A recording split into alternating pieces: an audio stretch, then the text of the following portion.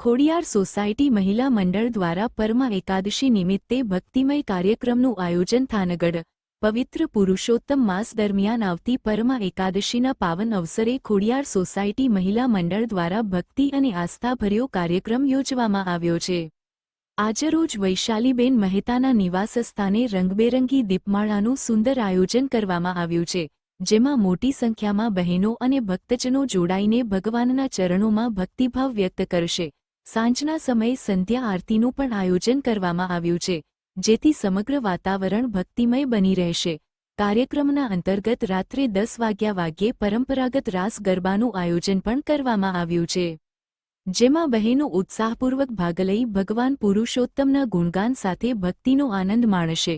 Khodiyar society મહિલા મંડળ દ્વારા આયોજિત આ કાર્યક્રમ સમાજમાં ધાર્મિક એકતા, સંસ્કૃતિ અને ભક્તિભાવને પ્રોત્સાહન આપતો સુંદર પ્રયાસ બન્યો છે। રિપોર્ટર જયેશ મોરી। નમસ્કાર, જય શ્રી કૃષ્ણ, જય પુરુષોત્તમ ભગવાન। મારું નામ મિત્તલબેન છે અને આજે અમારી ખોડિયાર સોસાયટી મહિલા મંડળ દ્વારા એક 670 દીપમાળનું રંગબેરંગી આયોજન કરવામાં આવ્યું છે વૈશાલીબેન મહેતાના ઘરે। અને આજે રાત્રે 10 થી 12 દાંડિયા રાસનું આયોજન કરવામાં પણ આવ્યું છે। અને આ જ રીતે અમે વર્ષો વર્ષ પુરુષોત્તમ ભગવાનની આરતી, પૂજા, થાળ બધું કરીએ છીએ। જય શ્રી કૃષ્ણ।